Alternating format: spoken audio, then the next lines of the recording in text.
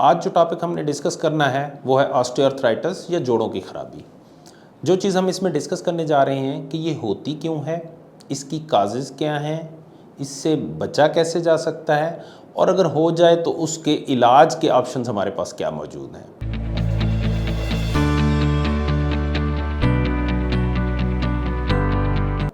मेरा नाम डॉक्टर मोहम्मद खालिद रहमान है। मैं बतौर एसोसिएट प्रोफेसर ऑर्थोपेडिक सर्जरी में काम कर रहा हूं और होराइजन हॉस्पिटल में इस वक्त प्रैक्टिस कर रहा हूं। आज जो टॉपिक हमने डिस्कस करना है वो है ऑस्टियोआर्थराइटिस या जोड़ों की खराबी।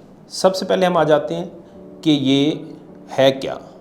ऑस्टियोआर्थराइटिस या जोड़ों की जो खराबी है इसकी मुख्तलिफ वजूहात हैं। बोन का कमज़ोर होना, हड्डी का कमज़ोर होना, जवानी में जैसे उसकी केयर ना करना। उसके बाद आ जाता है कि उम्र के साथ साथ हड्डी का या उसके जो कार्टिलेज का डैमेज है वो होना। तीसरी चीज़ आ जाती है कि किसी भी फ्रैक्चर की वजह से या किसी एक्सीडेंट की वजह से जब जोड़ के अंदर फ्रैक्चर हो जाता है और उसका प्रॉपर इलाज नहीं होता तो वो जोड़ मिसमैच हो जाता है, यानी हेड की शेप और होती है और नीचे जो जिसके अंदर सॉकेट के अंदर अगर हिप की हम बात करें तो उसके अंदर जहाँ उसने मूव करना है उसकी शेप डिफरेंट हो जाती है। तो उसकी वजह से जो रगड़ का अमल है वो कार्टिलेज को डैमेज करता है। अब ये वो चीज़ें हैं जिनसे हम बच सकते हैं, लेकिन इसका ख्याल रखने के लिए जब हम बात करते हैं कि इनसे बचा कैसे जा सकता है तो इनका ख्याल रखना जवानी से ही शुरू करना होता है या बचपन से, दूसरे लफ्ज़ों में शुरू करना होता है।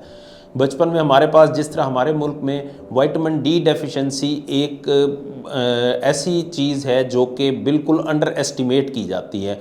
कंसीडर हम ये करते हैं कि चूँकि हमारा सनी एरिया है, हमारे मुल्क में धूप बहुत ज़्यादा है तो हमें विटामिन डी की डेफिशिएंसी नहीं होगी, लेकिन ये मैं बात आपको अथेंटिकली प्रूवन बता रहा हूँ कि हमारे मुल्क में तकरीबन 80 to 85% विटामिन डी डेफिशिएंसी है, both in male and female.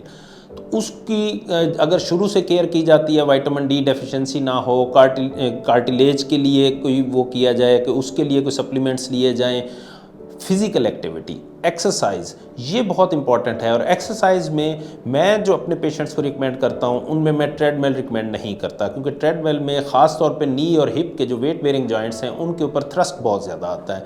That can lead to osteoarthritis या मेनिस्कल डैमेज।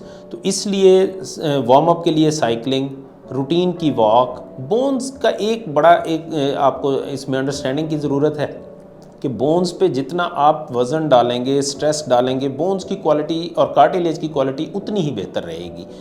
उसके लिए जो सबसे इम्पॉर्टेंट चीज़ है वो अपनी फ़िज़िकल एक्टिविटी को रूटीन में रखना है। ये नहीं कि रैंडमली आपने अगर वीक में एक दफ़ा करनी है, जैसे हमारे यहाँ रूटीन होती है बग़ैर वार्म अप के चले जाना, और हफ्ते में एक दफ़ा क्रिकेट खेलने चले गए हैं, हफ्ते में एक दफ़ा हम स्पोर्ट्स करने चले गए हैं, that can lead to more damage. तो continuation of your exercise, weight को अपने कंट्रोल करना, ख़ास तौर पे डायबिटीज़ को कंट्रोल करना, ये वो चीज़ें और वो फैक्टर्स हैं जो कि कार्टिलेज के डैमेज, अगर ये कंट्रोल हों तो कार्टिलेज के डैमेज से बचा जा सकता है।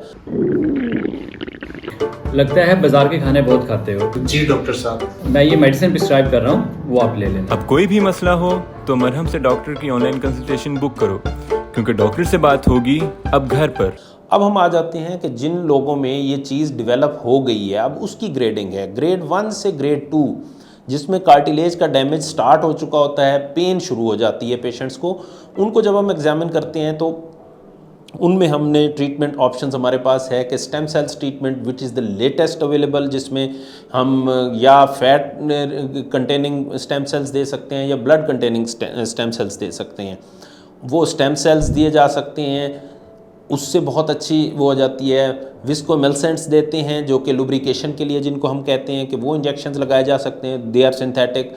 स्टीरॉयड्स अवॉइड करने हैं एट एनी कॉस्ट। स्टीरॉयड्स वो आपको एक जो है एक झांसा तो होता है कि जी 2 महीने 3 महीने के लिए आप बिल्कुल पेन फ्री हो जाते हैं, तो आप कहते हैं कि जी बड़ा अच्छा था, लेकिन उसका जो अल्टीमेट डैमेज है कार्टिलेज के ऊपर वो बहुत ज़्यादा होता है। अब हम आ जाते हैं ग्रेड 3 और ग्रेड 4 के जो पेशेंट्स होते हैं।